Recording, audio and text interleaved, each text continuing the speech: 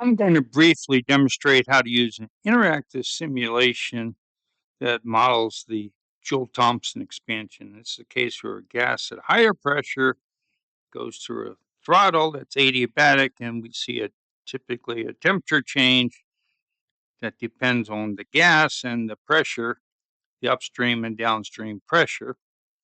The simulation's on the LearnChemE site, and here's a link to it. And in the simulation, if we look at the figure that shows high pressure gas, we can change the pressure with a slider. Goes through pressure drop to a lower pressure gas. So the intensity of the color is representative of the pressure in the different regions. The inlet temperature can be changed, and then what we read out is the outlet temperature.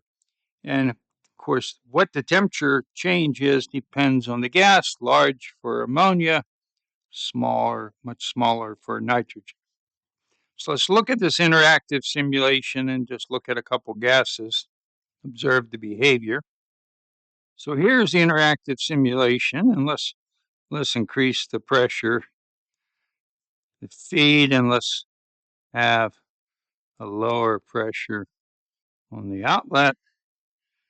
And you can see there's a temperature decrease for ammonia, about 25 degrees. And let's see how it changes as we change the temperature.